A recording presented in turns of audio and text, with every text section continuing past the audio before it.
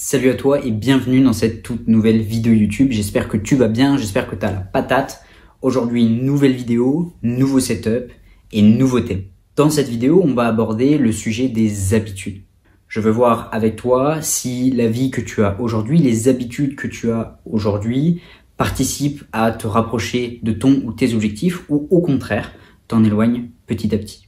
Je pars du principe que comme un sprinter ou un athlète de haut niveau qui voudrait battre son temps aux 100 mètres, tu dois mettre en place une routine, des habitudes qui en mode pilote automatique participent machinalement à te rapprocher de la réalisation de ton objectif. J'ai construit cette vidéo en 5 points. Dans un premier temps, j'aimerais que tu prennes conscience des automatismes, des comportements que tu répètes régulièrement.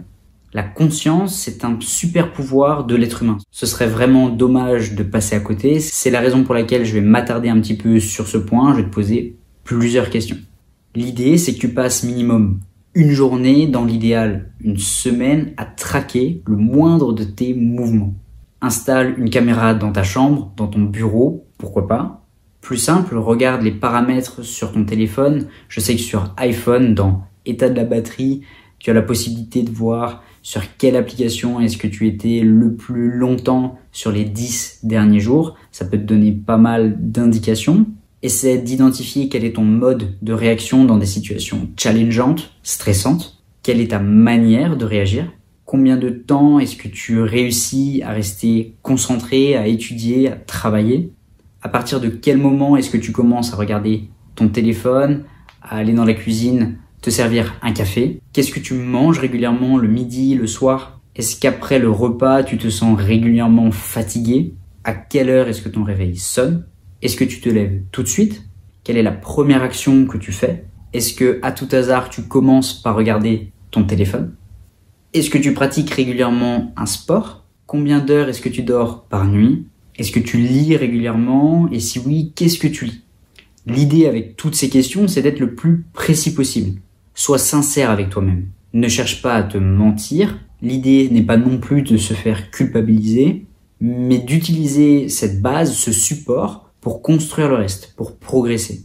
Comme un sportif construirait ses séances d'entraînement sur la base de ses faiblesses, sur la base de ce qui pêche un petit peu plus. On cherche dans cette première étape à être le plus rationnel possible. Dans un deuxième temps, parmi tous les comportements que tu auras observés, identifie ceux qui te desservent le plus. Exemple, tu veux un physique au top et tu constates que tu continues tous les midis de dire oui à tes collègues quand ils te proposent d'aller manger au restaurant, ou bien tu constates que depuis 3 ans, tu veux investir dans un projet immobilier et cette année encore, tu pars aux Maldives avec tes amis et tu flambes toutes tes économies. Dernier exemple, tu veux arrêter de fumer mais tu constates qu'à chaque situation stressante, challengeante, le premier réflexe que tu as, c'est de prendre ton briquet et ton paquet de cigarettes, de sortir dehors et d'en fumer une. Essaie vraiment d'identifier les micro-réglages, les micro-habitudes qui rythment inconsciemment ta vie et qui t'empêchent d'avancer vers ton objectif. Troisième étape, choisis délibérément un nouveau comportement. Ce point fait référence à ma vidéo de la semaine dernière sur le pouvoir des décisions. C'est le moment idéal pour faire le point sur ce qui est important pour toi et l'implémenter de manière automatique dans ta vie, dans ton quotidien. En tant que kiné, on a souvent des difficultés avec nos patients qui ne suivent pas régulièrement les exercices qu'on leur donne. Plus exactement, à la fin de la séance, ils disent « oui, je ferai ». Et la semaine d'après, si on creuse un petit peu avec eux, ils avouent qu'ils n'ont pas eu le temps, qu'ils ne l'ont pas fait. Bref, ça n'a pas beaucoup avancé. Le fait d'intégrer les exercices que je donne à mes patients dans leur quotidien, ça a un vrai impact. Ça n'est plus un effort, ça devient un réflexe. C'est exactement ça qu'on cherche à reproduire. Exemple d'un automatisme que j'ai mis en place à titre personnel. Quand je sens du stress ou un trop-plein d'excitation, je pars courir 20, 30, 40, 50 minutes. J'ai appris à équilibrer comment je me sens par le biais du sport. J'ai choisi ce moyen-là, j'aurais pu choisir la bouteille d'alcool. C'est d'ailleurs une thématique que j'aborderai dans une prochaine vidéo, l'influence du corps sur l'esprit. Quatrième point, mets en place ce changement rapidement et de manière pérenne. Au début, c'est comme dans le sport, ça va te demander un effort, une souplesse mentale, mais avec le temps, ce sera de plus en plus simple.